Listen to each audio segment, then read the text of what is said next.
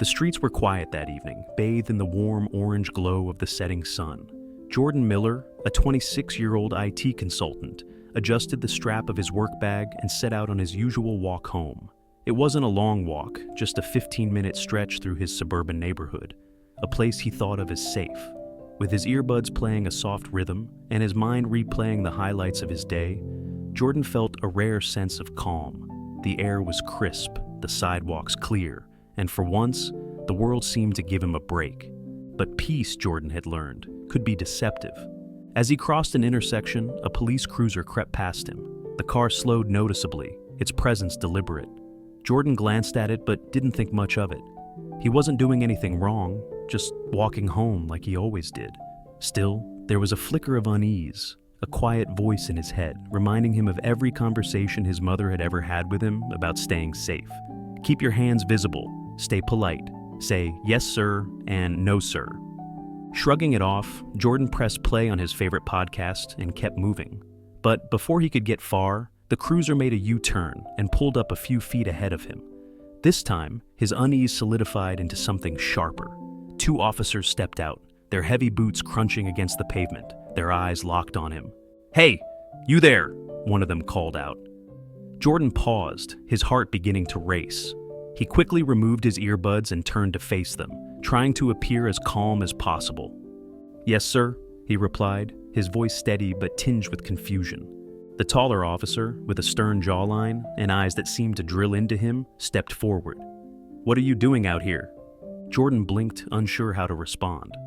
"I'm walking home. Is there a problem?" "Walking home, huh?" The officer's tone was loaded with suspicion. "You live around here?"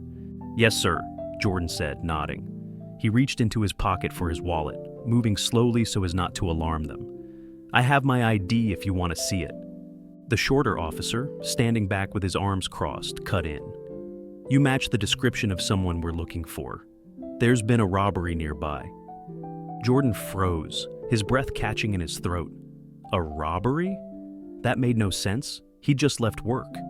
He tried to explain, his voice steady but laced with frustration. "I've been at work all day. I'm just trying to get home." The taller officer's hand hovered near his holster, a move so subtle yet so deliberate that Jordan felt his stomach drop. "Well, we need to ask you some questions." A small crowd had begun to gather, neighbors, dog walkers, passers-by, all watching with quiet interest. Some pulled out their phones, recording the encounter. Jordan noticed the cameras but felt no comfort in their presence. If anything, they added a layer of humiliation to the fear he was already feeling. The officers began asking rapid-fire questions, their tone growing harsher with every answer Jordan gave. Where was he coming from? What was in his bag? Did he know anyone in the area? With each question, it became clearer that this wasn't just about the supposed robbery. It was about who Jordan was, or rather, who they thought he was. The onlookers whispered among themselves. Some muttered in support of Jordan, while others exchanged judgmental glances. "He must have done something," one person murmured. "Cops don't just stop you for no reason." Jordan's fists clenched at his sides, not in anger, but in sheer desperation to stay composed. He thought about his family, about the lectures from his mother, about how badly he just wanted to get home. "Please," he said, his voice breaking slightly. "I just want to go home." But the officers weren't listening. One reached for Jordan's bag, yanking it off his shoulder. The abrupt move caused Jordan to stumble back, his reflex to reach out and grab it misunderstood. The taller officer's voice boomed. "Hands up! Now!" The crowd gasped, the tension snapping like a rubber band pulled too tight. Jordan's heart pounded, his thoughts racing. How had a simple walk home turned into this? How had his life, his identity, become a threat in their eyes? As the officer's hand moved toward his radio, Jordan stood frozen, knowing this moment could end in two very different ways.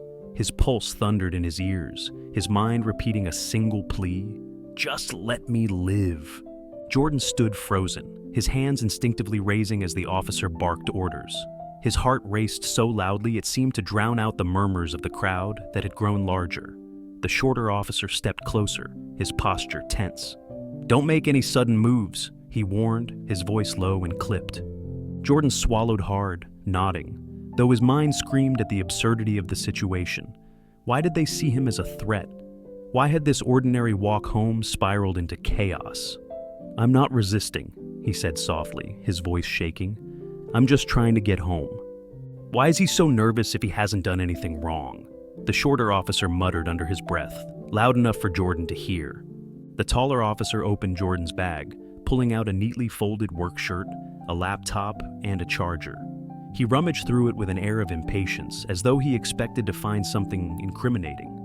"What's this?" he asked, holding up a plastic container of leftovers.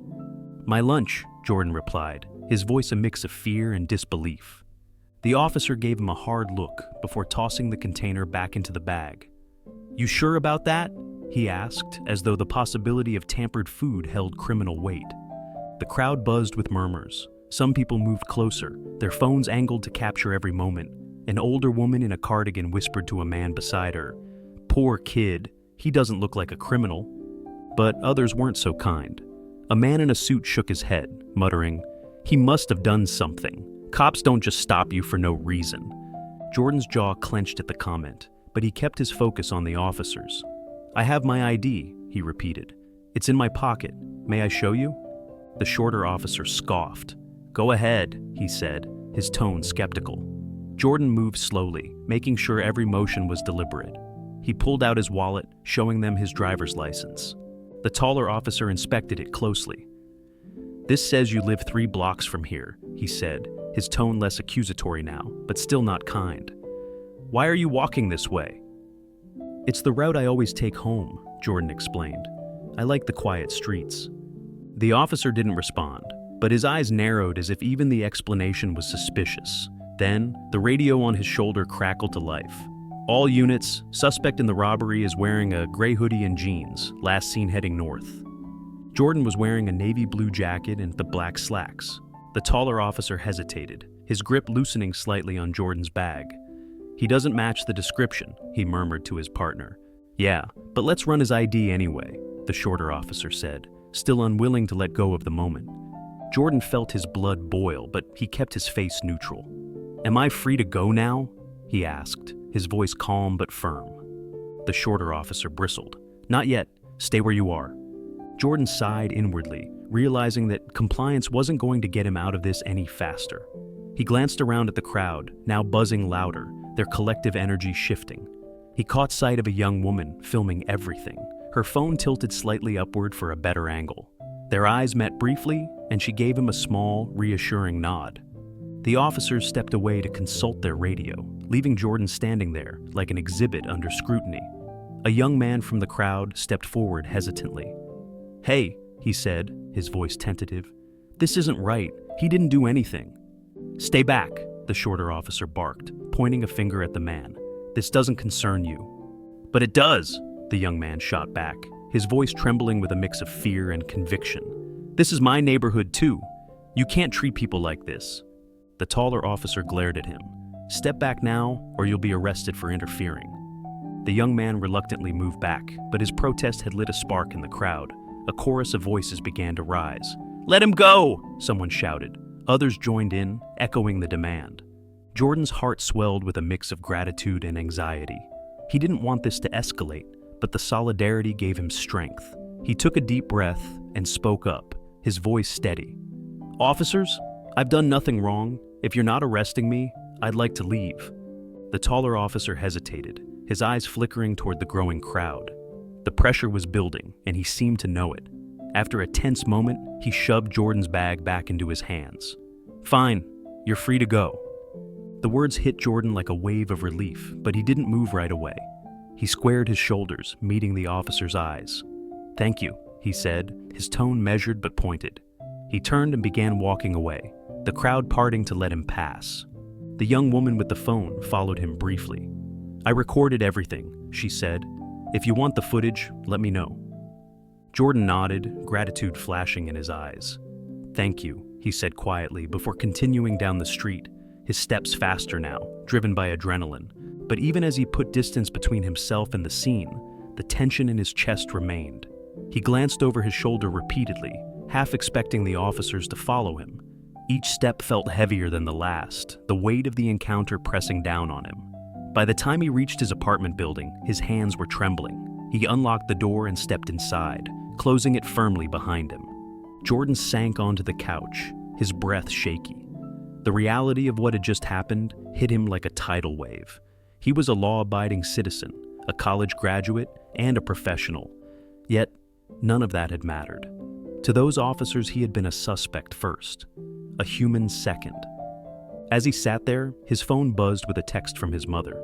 "Hope you're home safe. Let me know when you're in. Love you."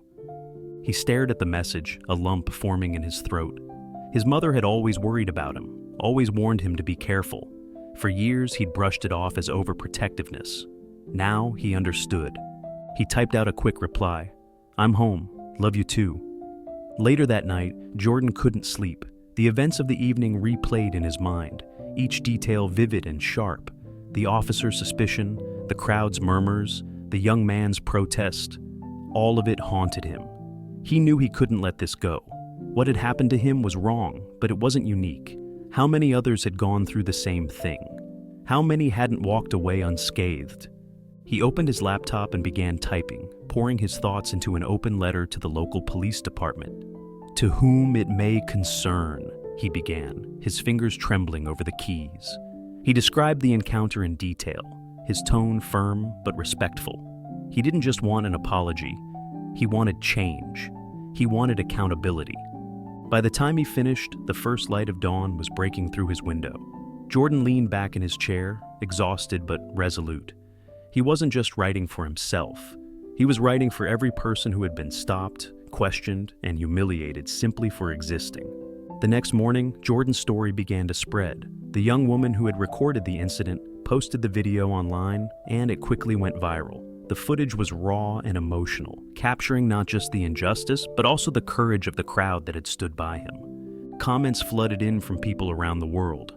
"This is why we need reform," one person wrote. "Stay strong, Jordan. We're with you," said another. The video sparked debates, anger, and solidarity, lighting a fire that couldn't be ignored. As the days went on, Jordan found himself at the center of a movement he hadn't intended to start. Community leaders reached out to him, inviting him to speak at local forums. Activists rallied around his story, using it as a rallying cry for change. Through it all, Jordan remained focused. He didn't want to be a symbol, he just wanted justice. And as the world watched, he vowed to keep walking forward, one step at a time.